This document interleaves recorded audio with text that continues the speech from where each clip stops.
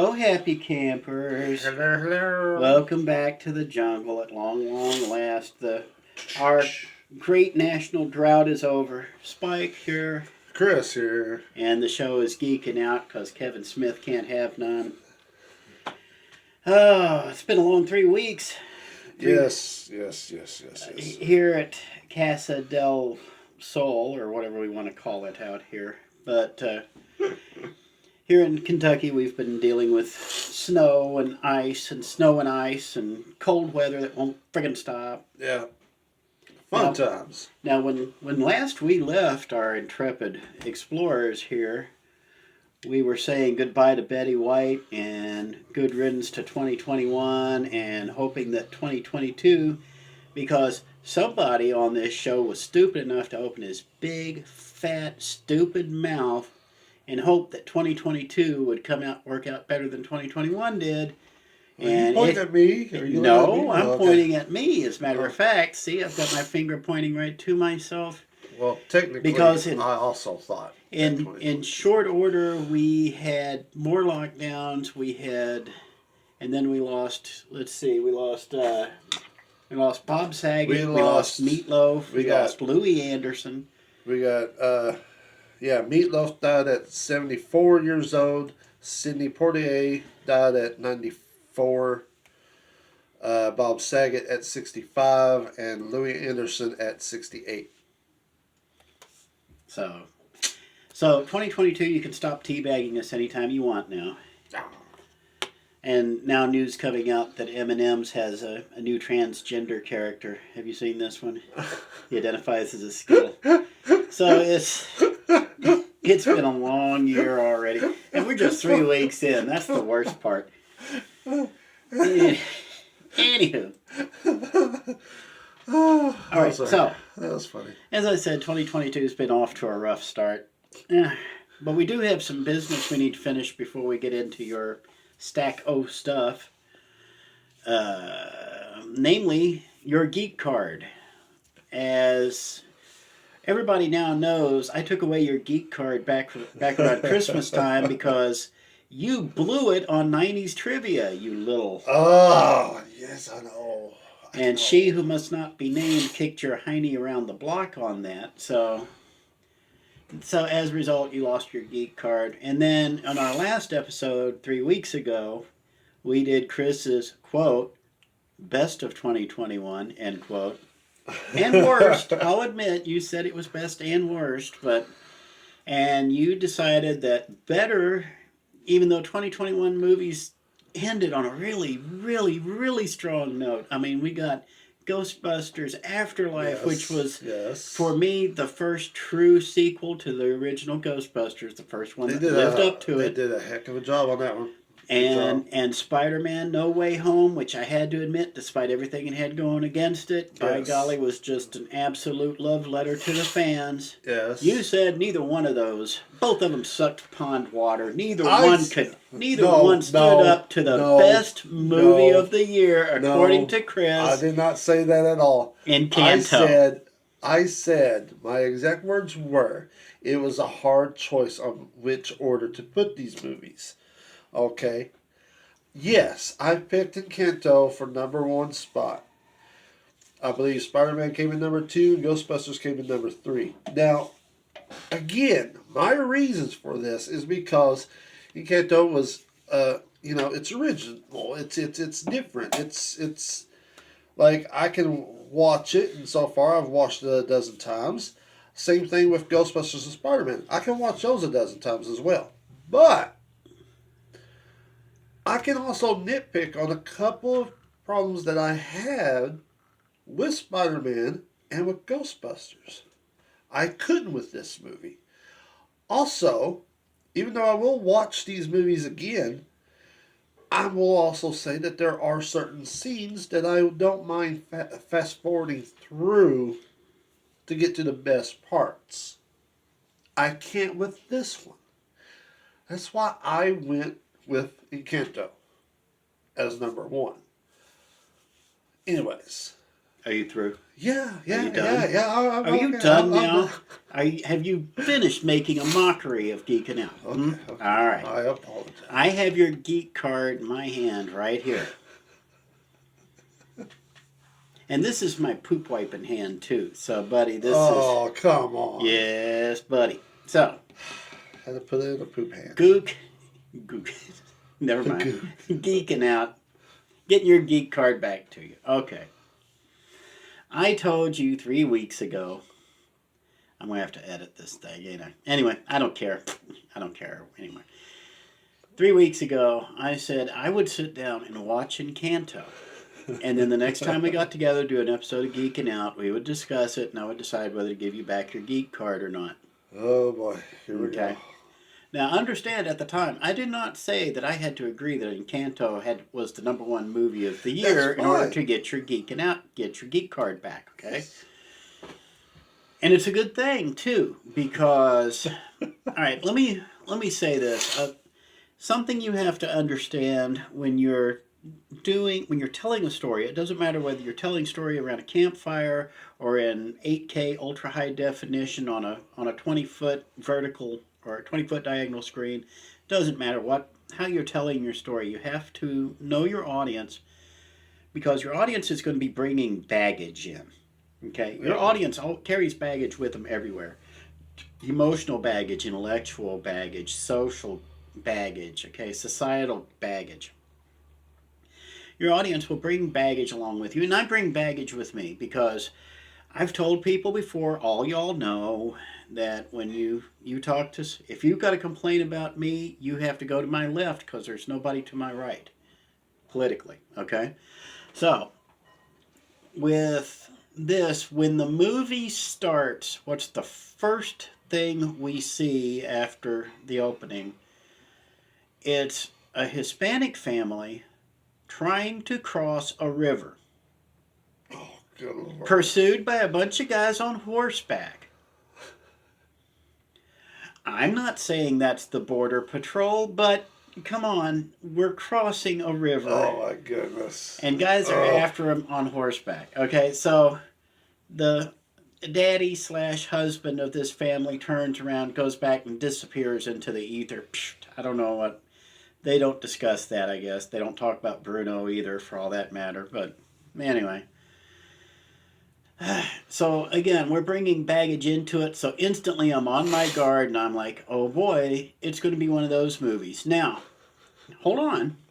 Having said that, this is why the movie got buried when it came out. It got buried because people got to that scene right at the beginning, and they have been hypersensitized by our modern pop culture's driven society. They just knee-jerk, left and right, all right? So the left are like, oh, those poor people, and the right is like, oh, those poor Border Patrol guys. Anyway, like I said, they may not have even been crossing the border, okay? Although I'm pretty sure the writers were insinuating it. They never come out and explicitly say it, because they never come out and explicitly say it. But, so you've got your audience is now has their guard up and is looking at the rest of the movie like, what is this crap they're going to be dumping in my lap for the next hour and a half? 2 hours, as a matter of fact, I think the movie is. Movie long. It didn't help with Lin-Manuel Miranda, okay? Here's the other piece of baggage I brought in. I am not a fan of musicals. Yeah, I despise musicals. You know why? Why do I despise musicals, Chris? Do you know? I know I've told you before. Why does Spike despise musicals? He despises musicals because people tend to put music pieces in randomly just so they can call it a musical. Okay? Right. Yeah. Sometimes it works. Out of all of the studios in Hollywood, there are 2 studios that have always gone above and beyond with musicals. One better than the other. MGM used to be great at musicals and have kind of struggled here for the last 5-6 decades. Honestly, MGM's struggled on everything for the last 5 or 6 years, or decades. Disney was the one that always managed to keep the flame going when it comes to musicals. That's why so many Disney projects have turned into Broadway musicals over the years. Okay? It kind of worked with The Little Mermaid. It did work with The Lion King. Lion King wouldn't be what it was if I say Hakuna Matata. Everybody knows that song. Okay, that's a successful musical. Okay, A Whole New World. Latin. Okay, there you go. You Got a Friend in Me. You got a friend. See, you know these things. That's the point of an effective musical. When the musical numbers contribute to the development of a character, when they explain motivations, when they advance the plot, when they help develop character, when they have meaning, when they relate to the script in which this musical piece is attached, then it becomes an effective musical. Over the Rainbow, what Wizard of Oz. what would the Wizard of Oz be without Over the Rainbow? Or If I Only Had a Brain? All these things. That's the sugar. Yes, Mary Poppins. See, all kinds of these things. Now, Lin-Manuel Miranda, and I'm guessing I'm pronouncing this name correctly. All right. But he's the guy who is behind Hamilton, and I'm just going to go ahead and say Moana. it. I'm just going to go ahead and say it. Hamilton was no great shakes. I did not like the not like the movie. I did not like the play. I certainly did not like the musical numbers because they seemed like they were inserted. At least they had some tangential relationship to the script. Right. But everything he's done since then, Moana, I've seen Moana, and I fast forwarded through. I gave all the musical numbers to the count of 10 to show me a reason to sit through it. That's why I don't watch these musical things in theaters. I watch them at home where I can fast forward through the musical parts because 90% of them are crap. Okay?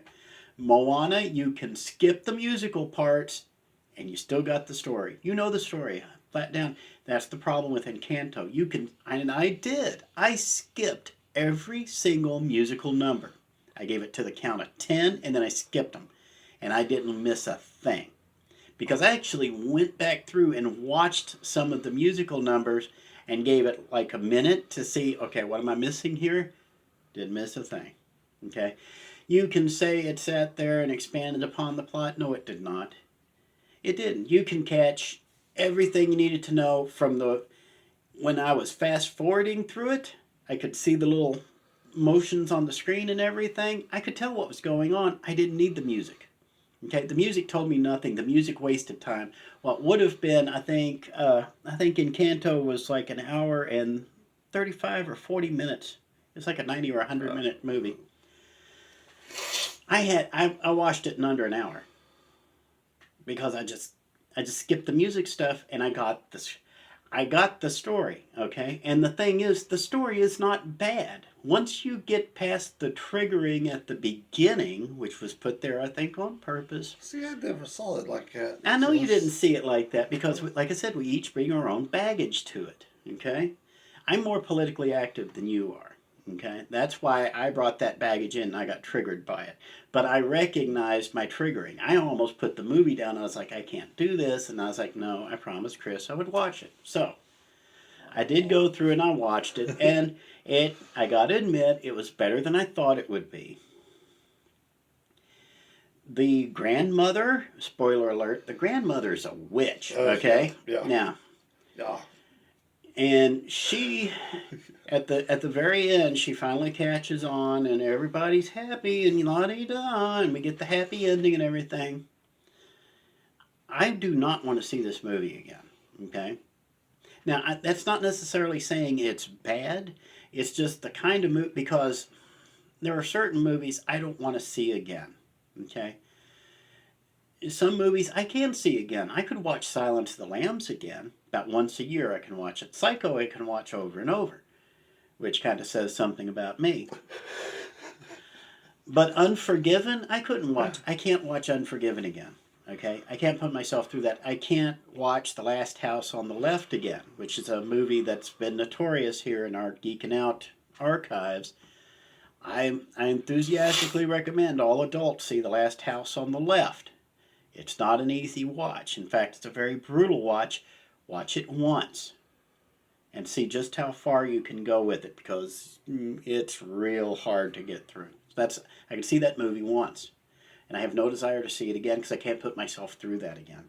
ENCANTO, it wouldn't be the ordeal. I mean, because Last House on the Left, I can't believe I'm comparing ENCANTO to Last House on the Left.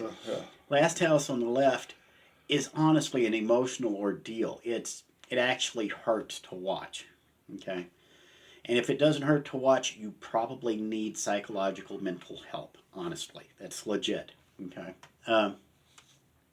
With ENCANTO, I've seen it. I know the story. I get it, and I have no desire to sit through that again. Because guess what'll happen?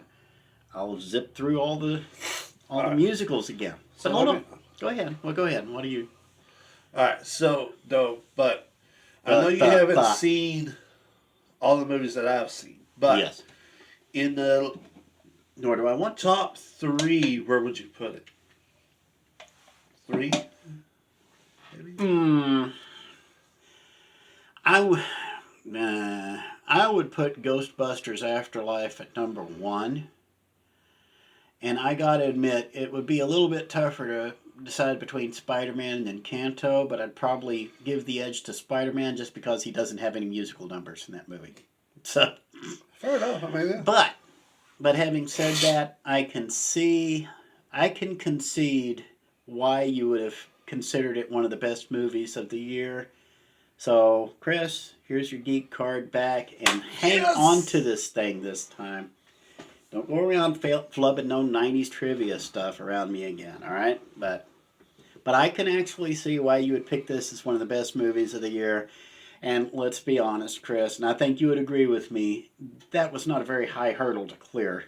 It wasn't. It wasn't. I mean, it's one of those things where it's like there wasn't many movies that was, out, but I know. Well, Dune came out last year too, didn't it? Yeah. And there were people who were salivating over that, but honestly, it's almost a cult at this point. The Doonies who get out there and just salivate over Dune and stuff. Dune, I don't think you brought up in your list, but I did not, because I did not watch it, or I did not get the chance to actually watch it. And I didn't either, and I don't think either of us missed anything. So I wasn't really. Heck with you, Frank Herbertites. Like, it looks good, but it wasn't one of those things where I was wanting to watch. I think it was like 2 hours or something. One of those things always looks good. I'm going to make a prediction right now. Now, when Spike makes a prediction, look out. Go ahead and start making bank on it. Lord of the Rings is about to enter Dune territory. Because they're making Dune, they keep dragging the same tired premise over and over, just beating it into the ground. But this time we'll do it with better graphics, so it'll be great. No, it's still the same plotting, boring plot it was to begin with a bunch of sci-fi sprinkled over it like fairy dust.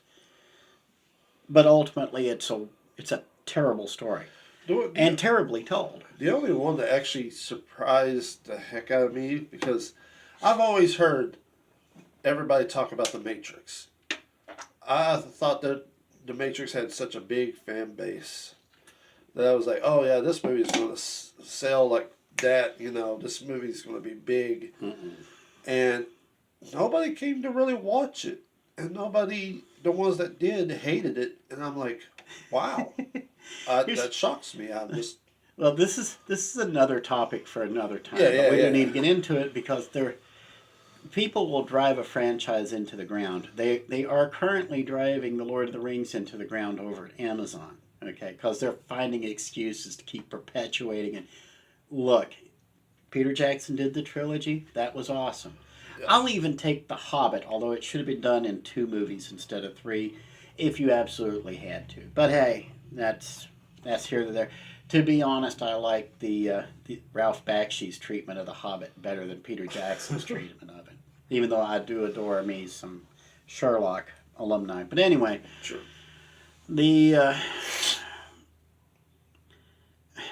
By and large, 2021 was not a great year for movies, I don't think. we got a few good ones, enough to keep hope alive. Spider-Man's proving that there is hope in the movie industry, but there is not hope in a new release that knocked Spider-Man off of his lofty perch after a month. One that you're about to review, I understand, the movie Scream. Scream. Yes. For me, I leave the E out, and that pretty much sums up my view of the franchise. But anyway, he just gets it. Chris always has to sit there and move the Scrabble tiles around a little bit before he figures it out. But anyway, so Chris, quick, give your 60-second review of Scream. Well, it was entertaining, just like all the other Scream movies. Mm-hmm. This one follows around. It brings, of course, the old cast, introduce a brand new cast, and this time it surrounds the victim is the daughter of Billy Loomis, who was the serial killer in the first movie, played by Skeet Ulrich, who also makes a cameo in this movie, which was really great to see him. It was more brutal than all the others, because with the stabbings and stuff, it was way more like, oh, they went all out, you know. There was a lot of humor and a lot of, okay, yeah, that happened. Yeah, that's my review. It's is it good? Yeah. It, for people who like that kind of thing, is the kind of thing those people will like. Yeah. Now, Scream, I have never seen any of the Scream movies. I just know about them and what it was about. Scream, to me, is one of those things where... Okay, Scream started out as basically, and correct me if I'm wrong, Love letter to movies. it was a love letter to horror movies.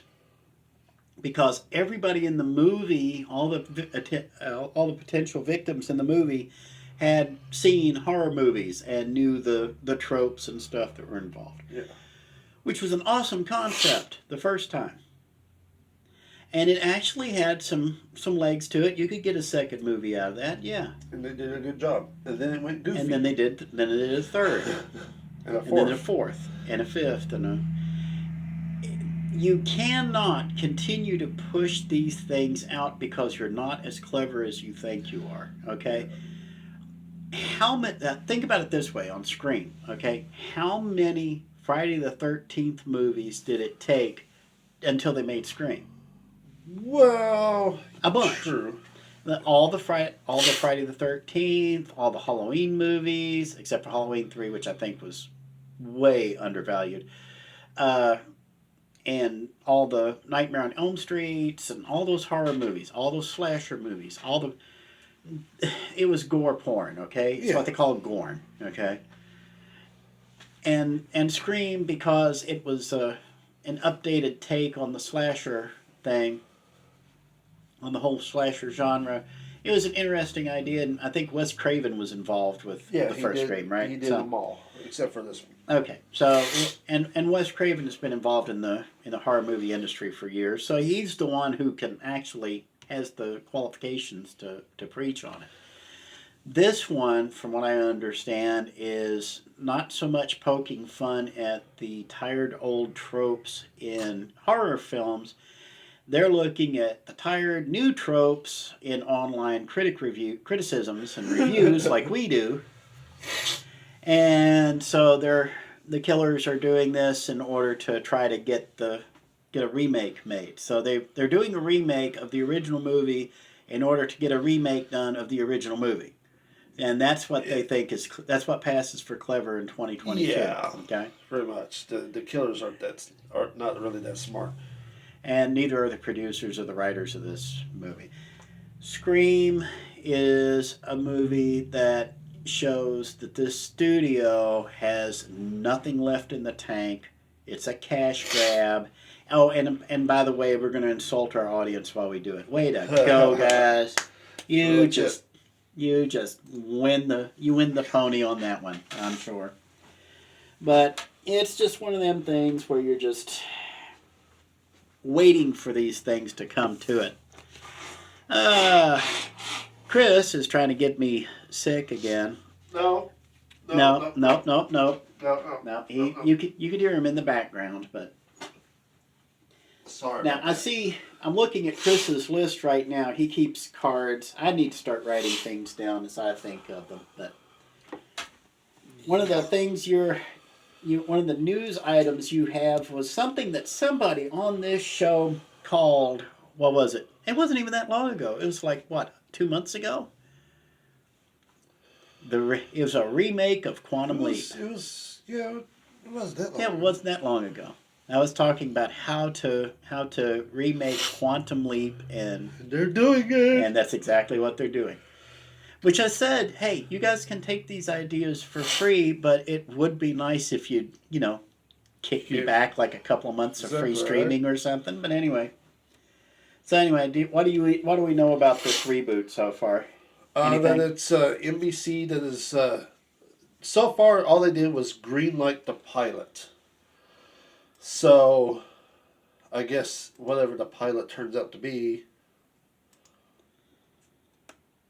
I guess it'd be a go. But that's as far as I know of. That's all I got. Well, there you go. So that's it on that one. What else you got? You got anything else? Disney Plus is doing a Santa Claus sequel series. Yes, Tim Allen's supposed to be attached to that, right? To see Tim Allen back is also really good. Yeah, I was actually kind of surprised, but it's nice to see. It's pretty awesome. Okay, so it's nice to see that he's still getting work. So yeah. Of course, Tim Allen's probably at the point now he doesn't need to. He just does it to get out of the house. So I would imagine. And I think Tim Allen would be the first to tell you that too. Tim Allen, there's a bunch of them. Like Tim Allen would do that. Mike Rowe would do that. Adam Savage gets out of the house still. So there's a bunch of them. They don't need the money. They just do it because they like doing it and gets them out of the house. Yeah. And their wife doesn't argue. So anyway. It'd be pretty cool. I think the series will revolve around Tim Allen's supposed to be getting like too old for it. Or whatever. So it's up to one of his kids to probably take the mantle. It's from what I heard that it's about. So yeah. All right, what else you got in there? Gal Gadot, Wonder Woman herself, will be in a remake of a Hitchcock movie, To Catch a Thief. Why? I don't know.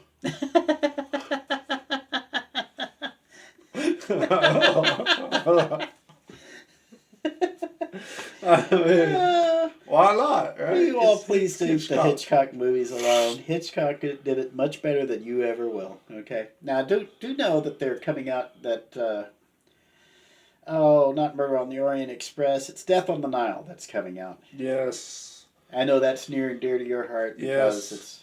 Well, I mean, Mom got us on. Well, I don't know if she got you on it, but me. It was like Sherlock. That's all she would watch is murder mystery stuff. So it's like Sherlock, Poirot, all of them. So I already know Poirot and Death on the Nile and Murder on the Orient Express and stuff like that. Plus, Kenneth Branagh is the one that writes and directs these movies, who also plays Poirot. And Murder on the Orient Express was a really good movie. I loved it.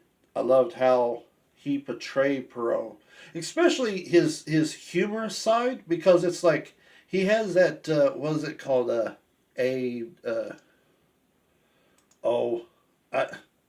forgot exactly what it's called, but there's like a scene in the Orient Express where he like steps in poop. I forgot what kind of animal poop it is, but he steps in it, and then instead of just wiping it off, he takes his other foot and steps in it to make it even. It's hilarious. I'll bet it is, but I'll let you deal with that. It's a really good movie, so I'm telling you for it. But yeah. Okay. Anything else? Apparently, Arnold Schwarzenegger was in a car accident Yeah, I heard about that. Caused a multi-car pileup or something. I don't know if he actually caused it or not, but he was involved with it. But apparently he's fine. He's doing just fine, and he's more like looking after the other people that was in the accident,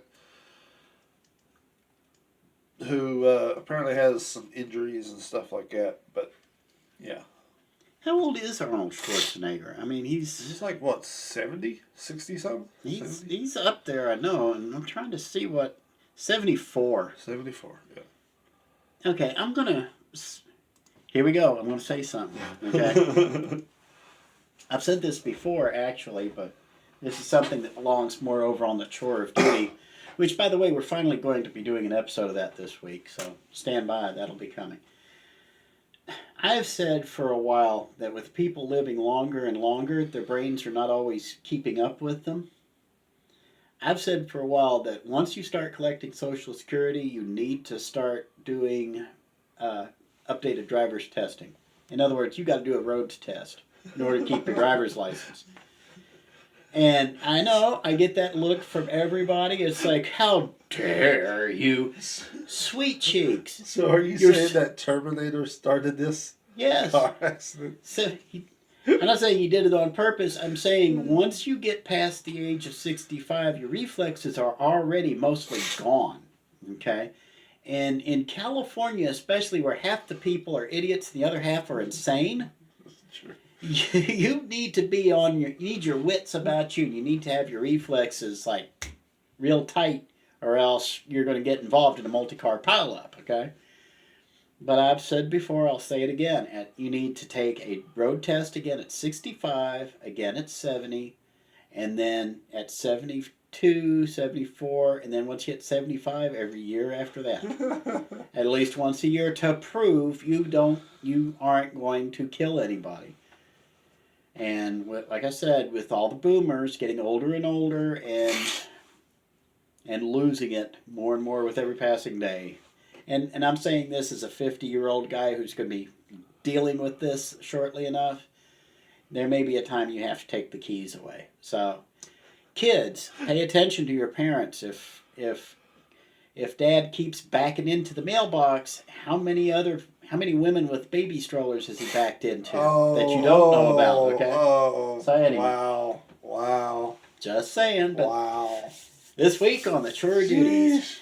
This week on the chore duty, where the hell do Christians go? I've been threatening that one for 3 weeks. We're going to talk about that. But anyway, anything else left here, Chris? Because we're already 30 minutes into this. I got two. Yes. This one. Yes. I didn't know if I should talk about it or not because let's see. It has. You need to look it up in order to actually understand what's going on. Yeah. Alec Baldwin is being sued again for defamation by a family of a Marine that passed away, and because he commented on the sister's photo or some sort. It goes on and on and on. Apparently, the sister was part of the whole, the storming the Capitol thing. Mm-hmm. Well, she is in a picture of all of that, and he made a comment, and now somehow her and her sister's death has something to do with Alec Baldwin's tweeting on this woman's post, and now they're suing him for I don't know. I do know. You know why? Why? Because who has money? Exactly. That's what it seems like it is, because as I was reading it, it seems like that they just want money. Because like, why are you like, stupid. Yeah.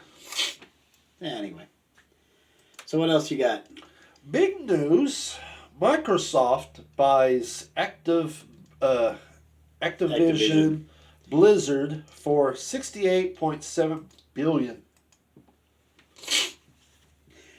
I was wondering how that one was going to play out. Activision has its roots way back in Atari. It's a bunch of Atari programmers, way back with the Atari 2600, before you were born, actually. And they got tired of working long hours, dealing with a bunch of crap, not even getting credit for it, much less not getting residuals on the things they create. And Blizzard got in trouble like not too long ago for things behind the scenes. The exact same sexual assault shenanigans, and shit. yes. So It all comes back to poo. So now Xbox owns it all. well, so yeah. well, to be honest, because they don't want Sony, and they have to, because let's face it, Microsoft doesn't do. Name a franchise Microsoft has going for it before this. Halo. Minesweeper. Yeah, there was like a bunch. But now they got their hands on Call of Duty, Warcraft, Candy Crush, Diablo, Overwatch, and Crash Bandicoot. So they'll get their $68 billion worth, and for Microsoft, honestly, it's a drop in the bucket. Bill Gates has so much cash he couldn't care less about it. But give them a hand on that one. Good job, guys. and did you see the trailer for Moon Knight yet? Yes. I can't wait to see this. I honestly want to I'm going to at least give the first episode a try, because Moon Knight is one of those gonzo, bat crap crazy concepts.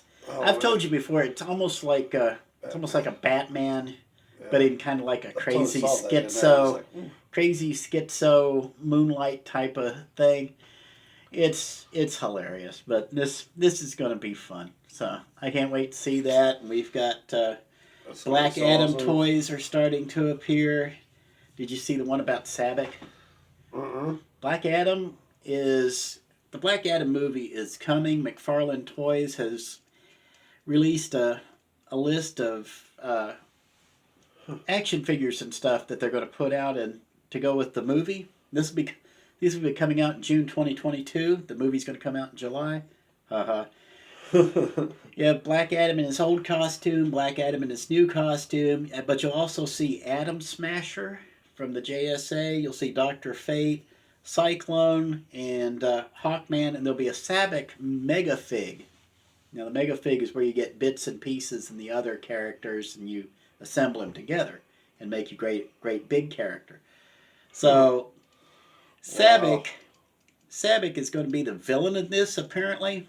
And I know there's a listing here of where he got his... Okay, there it is. Now, you know Shazam gets his powers from, like, Hercules and Atlas and Zeus. And so every letter in Shazam stands for a different god. Sabbath is the same way. His character, his name, each letter refers to a different evil creature. So let me read this out to you. Satan is the S. Wow. Aim, Belial, Beelzebub, Asmodeus, and Cratius. They gave him superhuman strength, invulnerability, pyrokinesis. In other words, he can set things on fire and make the fire move. Superhuman endurance and flight. And that is... See, now let's... Okay, hold on. I just want to point out this. You named all these people that he got his powers by. Yes. And you're like, okay, that's somebody I want to stay away from. Right. But then you started to mention the powers that he got, and you're like, oh. So basically... Yeah, basically he's Captain... He's Captain Marvel with a flamethrower. Yeah. Yeah, like okay, well now you don't seem that threatening, but the names alone was like, oh, okay, that's too much bad. Chris is seeing what Sabak looks like, but in the new school. But yeah, complete with the upside down pentagram on his chest and stuff. And then here's the old school one right here. Oh, wow. He actually used to be a Captain Marvel Jr. villain, but anyway. Oh, wow. So that's going to be hilarious. But so if you've got nothing else to talk about, I'm just going to go ahead. Let's call a wrap. You got a last thing you want to... Oh, and real quick, Jeff Johns alert. He's doing Flashpoint Beyond, and he's bringing Thomas Wayne back with him. Oh. And he doesn't care what DC has done. He's going to go his own way because he's Jeff Johns. Darn it. Wow. DC is really on their last gasp. They need anything That's that because can they keep making sell. stupid decisions. Yes. Did you hear they're going to kill the Justice League? They're going to kill and bury the entire Justice League so they can do the second generation characters. So they don't. Here's the hilarious part. Ethan Van Sciver just recently did a point on this. Okay, so Superman is Clark Kent, right? Yeah. And they published Superman as Clark Kent with special arrangement with the estates of Jerry Schuster and Joe Siegel, I think. Hopefully I got those right. I can't think right now. Well, they're going to kill Clark Kent. They've done it before. Now, Jonathan Kent is Superman, but Jonathan Kent was created by somebody new, but they did that under a work for hire. So they don't get any money from it. And guess what? Because it's not Clark Kent anymore, it's not really their Superman that Jerry Siegel and Joe Shuster created. There we go. I got it. It wasn't the character they created, so they don't get any residuals either. Ta-da! DC gets to profit from everything.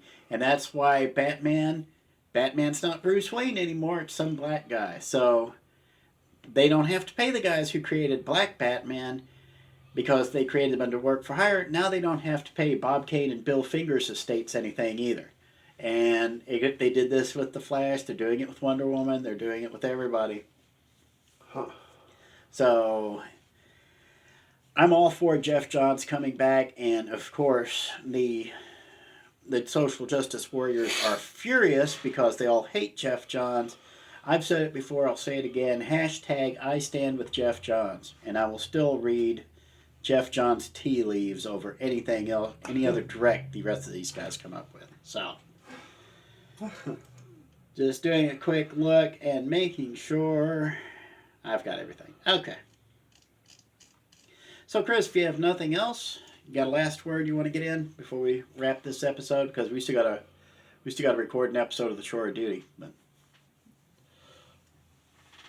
you got your Geek Card back. I got my Geek Card back. There I you got go. my Geek Card back. Yeah, yeah. So he's so yeah. happy. So until next time, happy campers. Hopefully it won't be another 3 weeks, but we'll see if the weather cooperates or not. Little boy. So until then, I'm Spike. I'm Chris. That was Chris. We'll see you next time on Geeking Out. Yeah.